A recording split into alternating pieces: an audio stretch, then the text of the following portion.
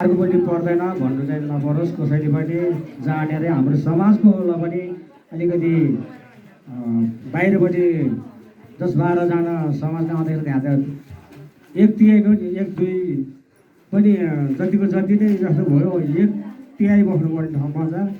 अब उहाँले समाज देखाइदिनु भएको मलाई यो नै गौरव लाग्छ यो चम्पासपट्टि आएर खरे चम्पासपट्टि आएर भएर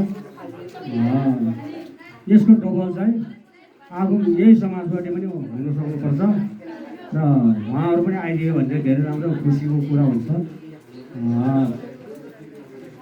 यो साँच्चै भन्दाखेरि यो दिनले बसिसकेपछि अहिले हामीले पञ्चशील लिइसक्यो अस्ति बिहान आजबाट चाहिँ समाप्त गयो पञ्चशील। अब त्यो पञ्चशीललाई हिजो अस्ति मात्रै होइन कि अब त्यो हामीले एउटा पञ्चशीललाई लिएको कुराहरूलाई कुनै न कुनै चिजहरू त्यसलाई त्याग्नु सकेको धेरै राम्रो हुन्छ। अब सर्ववर्ग हिंसा त्यसपछि जाँड रक्सी नै त्यसपछि अलिकति रमाइलोतिर लाग्छ हाम्रो आमा बाजेहरू त्यसरी मादल लिएर नाच्नलाई अलिकति कस्तो कस्तो लाग्छ। म त्यतातिर जाँदाखेरि आमा नगर भन्नु चाहिँ भएन अब उहाँहरूले देखेको कुरा हुन्छ।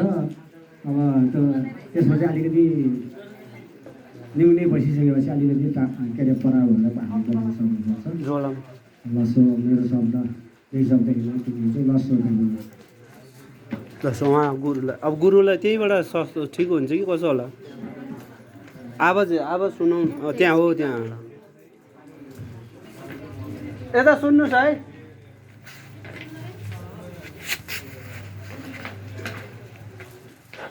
हेलो,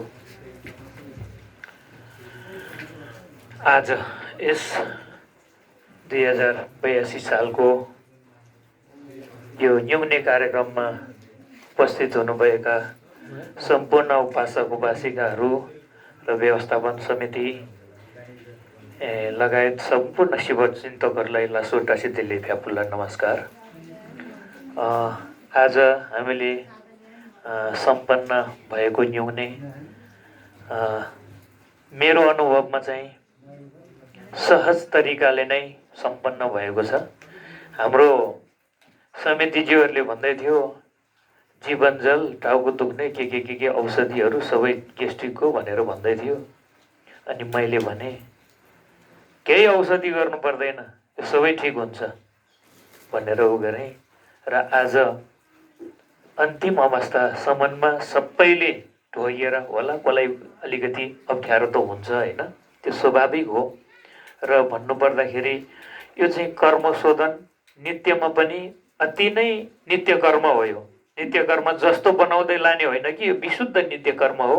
यो नित्य कर्म भनेको चाहिँ नाश भएर नजाने, तपाईँले गरेको पुण्य एकदमै सदा सर्वदा रहिरहने, जुगौँ जुग रहिरहने कुरा हो।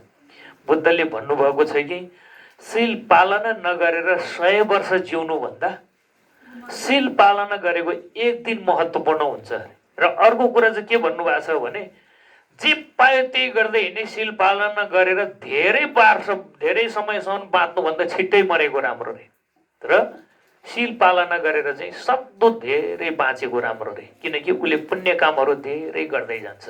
तर शील पालना नगर्ने मान्छेले चाहिँ अकुशल कर्म मात्रै व्यापक गरेर उसले अन्तिममा झन् मुक्तिको बाटोलाई एकदमै अन्धकारमा पुर्याउँदै लान्छ अरे कि आजभन्दा भोलि, भोलिभन्दा पर्सि झुटो बोल्दैछ, काट्दैछ, हत्या गर्दैछ, धेरै गर्दै गइसकेपछि त्यसले झनै विकराल अवस्थामा पुर्याउँछ भन्छ। त्यस कारणले गर्दाखेरि शील पालना गरेर एक दिन बाँचेको त्यो सबभन्दा महत्त्वपूर्ण हुन्छ अरे। 100 वर्ष बाँचेको दिनमा शील पालना गरेर बाँचेको एक दिन, त्यो दिन महत्त्वपूर्ण हुन्छ भन्छ।